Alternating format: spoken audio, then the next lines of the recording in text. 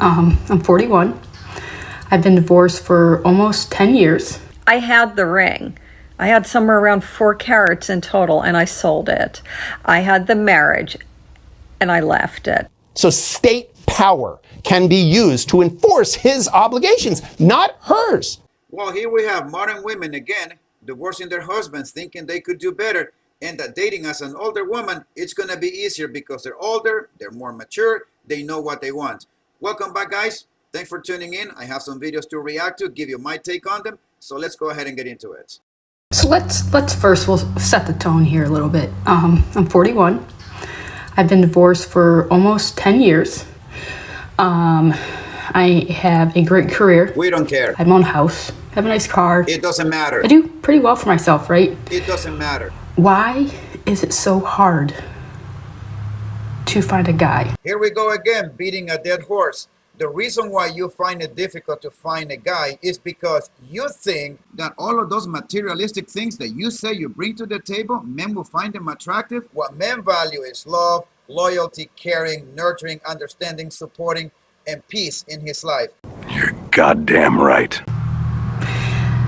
So I, went out with this guy for a couple months.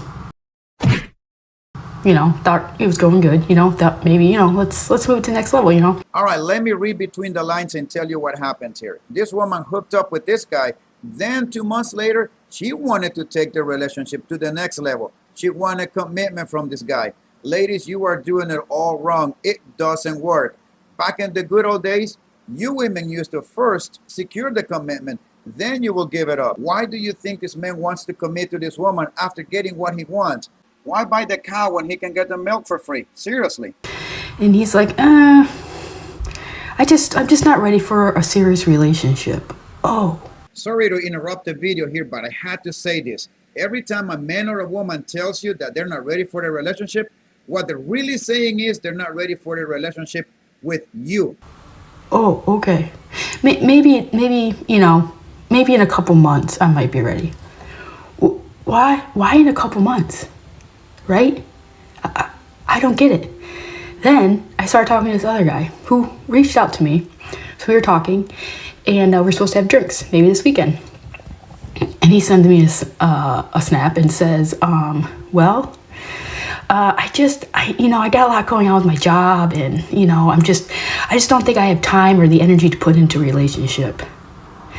And both these guys are in their 40s, right? So at what age are they ready for a relationship? Is it like 60, maybe in their 70s? I don't know, because I feel like they're not getting any younger. But sure hell, those men at that age will have way more options than you in your 40s, guaranteed. And I honestly, I just don't get it. Hell yeah, don't you see it? Am I too independent of a person? Maybe it is me. I don't know. So help me out here, guys or girls. Whatever you got for me. But this dating scene is ridiculous. And I live in the middle of a freaking cornfield, right? So pickings are pretty slim, right? So when you find a good one, you kind of try to snatch onto it. But I don't know. Maybe it is me. Who knows? I think this woman is slowly realizing that all she's good for is for a quick smash and then dash. No one wants to have anything serious with her, just being passed around. Congratulations, you played yourself. I have not been on a date in over 2 years, okay? And guys, remember this. Every time a woman tells you that she's been single for X amount of years, does not mean that this woman is not been sleeping around. What that means is that the woman has not been able to be successful in getting a man to commit to her. I am terrified. I am terrified of the dating world. I don't like it. I don't want to try to explain my story, explain certain things in my life. What do you mean by that? Because if you don't really know me, I feel like it's very red flaggish. I've already had people, I know what people think because I have one of those linky links. But tell me why I cannot move past people asking me for my Snapchat. If you were asking me for my Snapchat, I get the ick. The OnlyFans woman over here talking about the ick. God damn it! You can't make this shit up! I don't want it. Is like asking for a phone number like non-existent anymore? Like, to me, asking for my Snapchat is like you're fucking married and you're trying to sneak around. You know? That's how I feel. Well, you are a 3 or 4 after all. What do you expect? The problem I have with this woman's videos, guys, is that I always go to the comment section and see what people are saying, and you will not believe the number of simps out there, the suckers, who are willing to wife this woman up despite her telling them this. It's very red flaggish because I have one of those linky links. But this time I decided to do one screenshot of many of the comments of so many simps and suckers in this comment section for you guys to see the level of desperation that many men have, to the point of ignoring all of those massive red flags just to have a 3 or 4 in their lives. Look at this comment. Well, to those of you who are not looking at the screen, this is what one of the simps wrote to her. I'd love to take you on a date, but mine are different. I don't do dinner and a movie. I'm more, let's go on a hike and see a waterfall, or go to an aquarium or zoo. Couldn't care less about OF. And this is what this other simp said. Can we just go a hike? And of course, the OF creator said, if people are around, LOL. Even though this is a men's channel and I call out the women for their bullshit, I cannot escape not calling men for their bullshit when I see it, especially these two sims. These guys know perfectly well that this woman is an OF creator. She's not hiding it. She's proudly saying it. And yet, with all of those red flags before their faces, they still want to have an opportunity to take her on dates, spend money with her, and maybe wife her up. The problem is that this man will get with these women, and when they take those men to the cleaners and walk away with half of their shit, they deserve every damn thing that comes their way. Because there's some men that just cannot be saved, no matter what you tell them. I always tell men, do not let the woman's beauty cloud your judgment, because that beauty eventually will fade. And here is another example of another man seeing red flags on a woman, but decided to ignore all of that because she was more pretty than the other woman. He let the beauty of that woman cloud his judgment. Take a look at this video. Is your decision Margot or Tavia? In 3, 2, 1. I think I'm gonna go with Margot.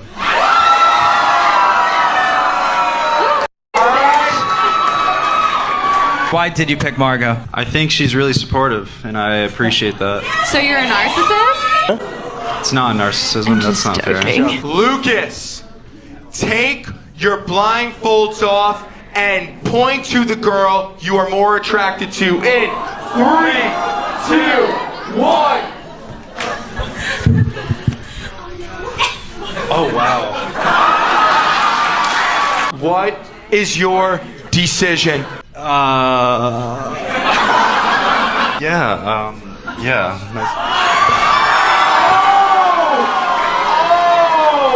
You see what I'm saying? This guy decided to ignore the woman that was supportive, according to him, and decided to go for the woman that called him a bitch and that called him a narcissist. Again, there are some men that simply cannot be saved. Instead of thinking with this head, they think with the other head. And everything that comes their way, if they get in a relationship with a woman like that, it is well deserved. I feel nothing for them. No sorry, no sympathy. Some men, unfortunately, have to go through so much shit in order for them to wake up. And there's some guys that they will never wake up.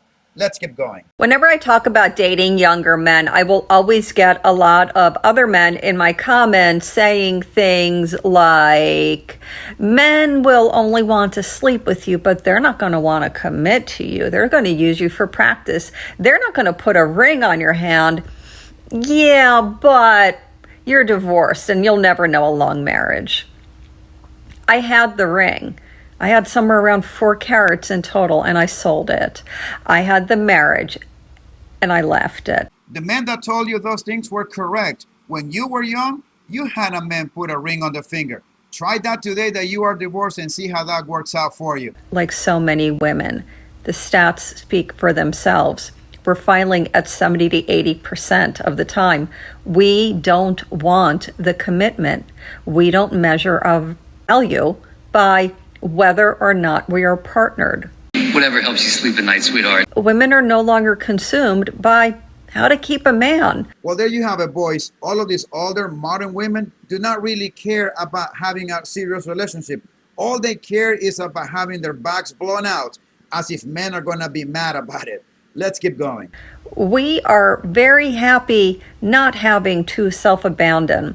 We are very happy living in our clean, quiet homes where no one questions how we live.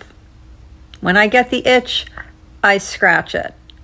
Women have figured out the cheat codes. Look, women, I'm going to tell you something here as a public service announcement from my channel. If you think that you're going to get a man upset or hurt his feeling by telling him, look, I have an itch and I want you to scratch it, nothing more, and then just walk away, I'm here to tell you that you're going to make that man's a wonderful day. He gets what he wants and he walks away without any commitment. Sign me up. You think you're playing men this way, but really, women, you're only playing yourselves. Key problem I have with marriage as it is done currently here in the West and in other places, but certainly the clay in which I work. All right, guys, I need you to pay very close attention to what this divorce lawyer is about to tell you next. If you don't learn anything from this video today, at least I need you to learn what he's about to say. Is that there are certain promises the law can enforce, and there are certain promises it can't. So if we acknowledge, if we say the quiet part out loud, that in the majority of heterosexual marriages, the man brings protection and providing, and the woman brings kindness, warmth, and care, right? And sex. That's the economy. That's the economy. I didn't make that up. Don't get fucking mad at me in the comments. I didn't make it up. It was here before me. It's going to be here after me. I promise, right? So that's the game. That's the economy. His roles, his obligations are enforceable by law. So state power can be used to enforce his obligations, not hers. The court cannot order her to be nice to him, or to fuck him, or to stay pretty, or to stay sweet and friendly to him and kind to him, or speak nicely of him, or raise the children in a meaningful way that, creates value to him instead of teaching them to disrespect him, right? But his promises in that, shelter, food, financial obligations, court can force you to do that. And if you don't do it, they can put you in jail, or they can take away your driver's license, your professional licenses. So what is that? When you have a contract where only one side is enforceable by law, under penalty of law, like that is a dangerous game to play if you're a man, period. I showed this video to a friend of mine who was looking at getting into a relationship, and something clicked in his mind, and then he threw the video right back at me and asked, from a married man's point of view, what do you think about what this lawyer said? And this is the conversation I had with him. When I got married, I was young and I was broke as hell. I have nothing to show for it. I have some money saved, but it was not in the hundreds of thousands either. 23 years later, I happen to enjoy a very well financial stability that I don't have to worry about it financially. And if my wife were to divorce me and take me to court, I would not feel bad that she walked away with half of it, because she and I built everything that we have. And she stayed with me through the thin and thick, through the ups and the downs. And even if she walks away with half of it, I will still be financially solid, that I will not have to worry either. But you can bet your ass that I am not going to get married. I am not going to risk everything that I have, the remaining of what I have, to a woman that wants to marry me and hang in there for 2 to 3 or 4 years so that then she can take me to court and take half of it. I am not stupid to do that. So in conclusion, guys, this is my take on this video. If you are going to get married and you are successful, I would suggest that you protect yourself, protect your assets from the gold diggers that will come your way.